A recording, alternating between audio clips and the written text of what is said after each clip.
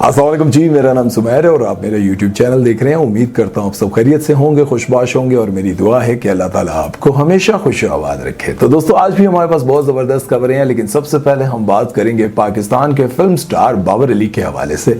बाबर अली को आप सब जानते हैं, उन्होंने पाकिस्तानी फिल्मों में बहुत नाम कमाया, बहुत कामयाब फिल्में की उन्होंने और उसके साथ साथ उन्होंने जब फिल्मों पर जवाल आया तो उन्होंने टीवी का रुख किया और टीवी पर भी वो कामयाब हो गए। हालांकि उनके साथ 4 ऐसे और एक्टर्स थे जिन्होंने काफी फिल्मों में काम किया, बहुत बड़े सुपरस्टार रहे, शान, सऊद, रैम्बो, मोहम्मद राना और भी बहुत सारे थे, लेकिन बाबर अली ने अपना मकाम बिल्कुल बरकरार रखा। अगर फिल्मों में काम नहीं मिला तो उन्होंने ड्रामों की तरफ रुख किया और ड्रामों में वो कामयाब हो गए। ड्रामों में मोहम्मद राना ने भी कोशिश की, बाकी लोगों ने भी कोशिश की, लेकिन बाकी सब कामयाब ना हो सके। पता नहीं कि उनको क्यों कास्ट नहीं किया गया, उनकी डिमांड ज्यादा थी या फिर उनका अंदाज सिर्फ फिल्म वाला था। आप लोगों को पता होगा कि शान, मोहम्मद राना, बाबर अली, सऊद, ये सारे इकट्ठे काम करते थे, रैम्बो भी, लेकिन बाबर अली का जो अंदाज था ना वो सारों से डिफरेंट था। और इनके साथ काम करने वाले जो डायरेक्टर्स थे, एक्टर्स थे, अक्सर उनसे मुलाकात होती थी तो वो बताते थे कि यार बाबर अली का जो वोकल है, जो बात करने का अंदाज है, या फिर जिस तरह से वो डायलॉग्स बोलते हैं ना, पता चलता है कि यार वाकई परफेक्ट एक्टर है। लेकिन अगर हम बाकियों की बात की जाए तो वो सब उस तरह की एक्टिंग नहीं कर पाते थे या उस तरह का नहीं बोल पाते थे, या फिर उनके पास वो आवाज नहीं थी जो बाबर अली के पास थी। इसका सबूत उन्होंने अभी मौला जट में दिया। मौला जट फिल्म जो कि बड़ी कामयाब हुई, उसने बड़ा बिजनेस किया। अभी रिसेंटली उन्होंने अपने एक इंटरव्यू में ऐसी बात की, एक ऐसा बयान दिया जिसकी वजह से वो इंडस्ट्री का भयानक चेहरा जो दुनिया से छुपा हुआ रहता है वो सामने आ गया। उन्होंने कहा कि मौला जट में मेरे जो डायलॉग्स थे या फिर जो मेरी डायलॉग डिलीवरी थी वो इतनी पावरफुल थी कि अगर उनको ना काटा जाता तो यकीन करें कि फवाद खान बिल्कुल माठे पड़ जाते। मेरे जितने भी डायलॉग्स थे वो फवाद खान के डायलॉग से बहुत ज्यादा पावरफुल थे। और अगर बिलाल अशारी इस चीज का फैसला ना करते कि बाबर अली के डायलॉग्स को काट देते हैं तो आप यकीन करें कि लोग फवाद खान की जगह बाबर अली को याद रखते, मौला जट की वजह से। और आप लोगों को शायद ये बात पता भी, और मैं बहुत सारे अपने प्रोग्राम्स में ये बात करता भी रहता हूं कि बहुत सारी ऐसी एक्ट्रेसेस हैं, बहुत सारे ऐसे एक्टर हैं जो कि सपोर्टिंग कैरेक्टर कर रहे होते हैं या फिर छोटे एक्टर्स होते हैं, बड़े एक्टर्स के सामने आकर वो इतने अच्छे डायलॉग बोल जाते हैं कि वो जो सुपरस्टार होता है वो डायरेक्टर को कहता है कि यार इस छोटे मोटे एक्टर के ना ये डायलॉग्स काट देना वरना मेरे डायलॉग्स माठे पड़ जाएंगे। बहुत सारी जगहों पर मैंने खुद देखा, और मैंने एक जगह पर कामरान जिलानी के साथ मैं काम कर रहा था और मैंने कुछ डायलॉग्स बोले तो उनको चिढ़ होने लग गई थी, मुझे अच्छी तरह याद है। और डायरेक्टर सैयद अहमद कामरान ने बड़ी अच्छे तरीके से उनको ये बात समझाई थी कि वो अच्छा बोल रहा है, तुम्हें क्या मसला है, तुम अपने डायलॉग्स पर फोकस करो। लेकिन उनको गुस्सा आया था। और बहुत सारी जगहों पर मैंने देखा है कि जब छोटा एक्टर अच्छे डायलॉग्स बोल रहा होता है, बहुत अच्छी उसकी डायलॉग डिलीवरी होती है, तो बड़े एक्टर को गुस्सा आता है। खैर, बाबर अली ने जब ये बात की है तो मेरा दिल बड़ा दुखा है कि यार बाबर अली के डायलॉग्स को क्यों काटा गया है। और आप शायद ये बात भी नहीं जानते होंगे कि फवाद खान जो कि पाकिस्तान के बहुत जबरदस्त एक्टर हैं, उन्होंने पाकिस्तान में भी बहुत जबरदस्त काम किया, इंडिया में भी जाकर अपनी एक्टिंग का लोहा मनवाया, लेकिन जब वो पाकिस्तान में आए तो पाकिस्तान में आने के बाद उनके नखरे और उनका जो अंदाज था वो बिल्कुल चेंज हो चुका था। इसीलिए शायद बहुत सारे डायरेक्टर्स उनको कास्ट करने के लिए सोचते रहते हैं कि यार कास्ट करेंगे तो बड़ी डिमांड्स होंगी, बड़ी चीजें होंगी, और इसीलिए बड़े एक्टर्स फिर जो है ना बहुत कम प्रोजेक्ट्स में आते हैं। खैर, आप लोगों को क्या लगता है कि बिलाल अशारी को जो है वो बाबर अली के डायलॉग्स काटने चाहिए थे? मुझे तो लगता है नहीं काटने चाहिए थे, क्योंकि बाबर अली का जो अंदाज है वो खैर आज भी सुपर हिट है और सुपरस्टार है वो अपनी जगह। अच्छा यार, एक मिनट रुकना, मेरी बात सुनना। ये जो चैनल आप लोगों को नजर आ रहा है ना, इस पर मैं व्लॉग बनाता हूँ और सारी डिटेल अपनी लाइफ की बताता रहता हूँ। मैं बिल्कुल नहीं छुपाता हूँ कि मैं कितना अमीर हूँ, कितना गरीब हूँ, मेरे पास कौन सा मोटरसाइकिल है, ये सारी चीजें मैं इस पर बताता रहता हूँ। इस चैनल पर विजिट करें, सपोर्ट करें, आपका बहुत शुक्रिया। तो नेक्स्ट खबर की तरफ चलते हैं और बात करते हैं एक और सुपरस्टार के बारे में, जावेद शेख के बारे में। जावेद शेख ने यह कहा कि जब मुझे फिल्म ओम शांति ओम में काम करने के लिए शाहरुख खान ने फोन किया और उन्होंने बताया कि आपको मैं कास्ट कर रहा हूं और आप मेरी फिल्म में मेरे वालिद का कैरेक्टर अदा कर रहे हैं, तो वो कहते हैं कि मेरे लिए तो ये बहुत ही खुशी की बात थी। उन्होंने कहा कि आप इसके लिए कितने पैसे लेंगे?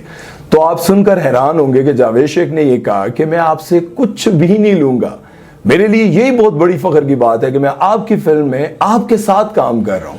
खैर, जब बहुत प्रेशर आया, लोगों ने कहा कि बहुत सारी बातें बनेंगी, शाहरुख खान ने कहा अगर आप ऐसे ही काम करेंगे तो मेरे लिए भी बहुत ज्यादा जो है सवाल उठाए जाएंगे, बहुत ज्यादा बातें होंगी, तो आपको कुछ ना कुछ तो लेना चाहिए। तो जावेद शेख ने यह कहा कि मैंने उस फिल्म का, उस कैरेक्टर का सिर्फ ₹1 चार्ज किया। वैसे मनण वाली गल तो नहीं है, तुसी दसो यार। जावेद शेख साहब भारत में जाएं, बॉलीवुड में काम करने के लिए जाएं, इतनी बड़ी फिल्म, इतनी बड़ी प्रोडक्शन और इतने बड़े एक्टर के साथ काम करने का मौका मिल रहा है, और जहां पर पेमेंट भी लाखों में नहीं बल्कि करोड़ों में की जाती है, वहां पर जावेद शेख ने इनकार कर दिया कि मैं ₹1 भी नहीं लूंगा। और फिर जब बहुत ज्यादा लोगों ने कहा तो मैंने सिर्फ ₹1 लिया। खैर वैसे मनण वाली गल तो नहीं है, लेकिन तुसी दसो यार, इंज हो सकता है जावेद शेख साहब ने करोड़ों रुपया छोड़ दिया और वो करोड़ों रुपया जो पाकिस्तान की करेंसी में आए तो डबल हो जाए। वैसे हो सकता है कि उन्होंने ऐसे कहा हो, लेकिन मेरा दिल नहीं मनता, तुसी दसो यार। नेक्स्ट खबर है उन लोगों के बारे में जिन्हें मैं बचपन में टीवी में देखता था तो मुझे बहुत अच्छा लगता था, और उनकी खूबसूरती दोनों की, एक की नहीं, मियाँ बीवी दोनों की इतनी ज्यादा खूबसूरती थी, इनके चेहरे पर इतनी मासूमियत थी कि आज भी उनको देखकर बड़ी खुशी होती है। फजीला कैसर और कैसर खान के बारे में बात करेंगे जी। कैसर खान के बारे में उन्होंने भी एक रिसेंट इंटरव्यू में बताया कि हमने अपने घर में एक भी मुलाजिम नहीं रखा हुआ। उसकी वजह यह है कि हम कमाते तो माशाल्लाह दोनों बहुत अच्छा है, और आजकल भी आप देख रहे हैं कि फजीला आपा बहुत सारे ड्रामों में काम कर रही हैं, बहुत अच्छा काम कर रही हैं, बल्कि तेरे बिन में भी वो काम कर रही हैं और बहुत सारे ड्रामों में वो आती रहती हैं। माशाल्लाह आज भी वो उसी तरह खूबसूरत है। कैसर खान ने बताया कि हम माशाल्लाह से बहुत अच्छा कमाते हैं, अल्लाह का दिया हुआ सब कुछ है, लेकिन हमने अपने घर में कोई मुलाजिम नहीं रखा हुआ। उसकी वजह यह है कि जब मेरा बेटा 8 महीने का था तो हमारे घर की मुलाजमा ने उसको किडनैप कर लिया था। अब आप सोचें कि एक मुलाजिम पर आप बहुत एतमाद करते हैं, उसके सामने अपने घर की हर कीमती चीज सामने रख देते हैं, तो कैसे आप सोच सकते हैं कि यार ये मुलाजिम हमें धोखा देगा या हमारे बच्चों को उठा के ले जाएगा। तो आप सोचें कि उन पर क्या बीती होगी। एक ऐसी मुलाजमा जिस पर वो बहुत एतमाद करते थे, उसका बहुत ख्याल रखते थे, लेकिन उस मुलाजमा ने उन्हीं के बेटे को किडनैप कर लिया। और ये जो मक्खी बीच में बार बार आ रही है ना, अब क्या करूं यार, आती हैं मक्खियां, आ जाती हैं, मच्छर आ जाते हैं, आन दो इन्हों का भी आके यार, इनको भी शौक है टीवी पे आने का, यूट्यूब पे आने का, इसको भी लाइक और शेयर कर दीजिएगा। तो खैर आप लोगों को क्या लगता है कि आजकल मुलाजमों को अगर घर में रखा जाए या फिर उनको जॉब पे रखा जाए तो क्या ऐसी जो चीज है वो चेक इन बैलेंस में रखनी चाहिए या फिर उनको किस हद तक रखना चाहिए? जाहिर है जब मुलाजिम घर में होता है तो बंदा थोड़ा इजी हो जाता है, वो कहता है यार ये भी काम कर दे, ये भी काम कर दे, और आहिस्ता आहिस्ता वो आपके बहुत करीब हो जाता है। बिलाखिर जब आपका कोई बहुत बड़ा नुकसान वो कर देता है या फिर आपको धोखा दे देता है, तब आपको समझ आती है कि यार इतना करीब नहीं करना चाहिए था। खैर नेक्स्ट खबर की तरफ चलते हैं और बात करते हैं मां सफदर, इरफान जुनेजो और डकी भाई के बारे में। इरफान जुनेजो ने भी कुछ ही दिन पहले एक अपने पॉडकास्ट में एक बात कही थी।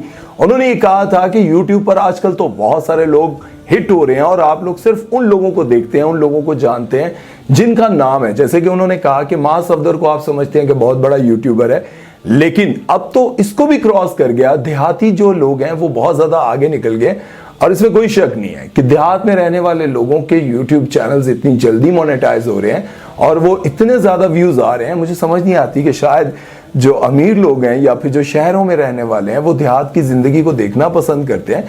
और बहुत सारे लोगों को मैं ये भी कहता हूं कि भाई जो तुम हो वो ही दिखाओ। बहुत सारे लोग जो हैं वो दिखाते ही नहीं है, वो समझते हैं कि यार मैं शक्ल से अमीर लगता हूं तो मैं यही दिखाऊं कि मैं कोई अमीर बंदा हूं, और वो बड़ा कंफ्यूज रहता है कि मेरा घर कोई ना देख ले। और पाई जी जो हम हैं वही दिखाना चाहिए।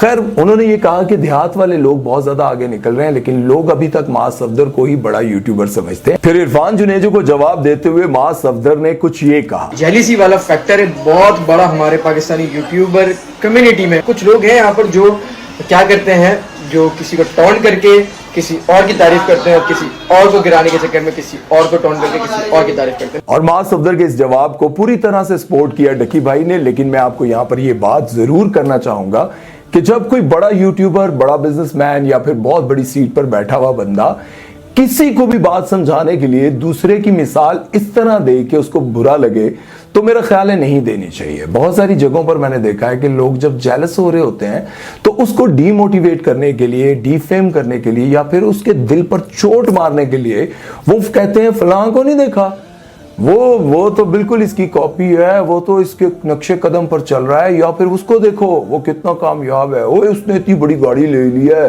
तुम अभी तक वही मोटरसाइकिल पर हो।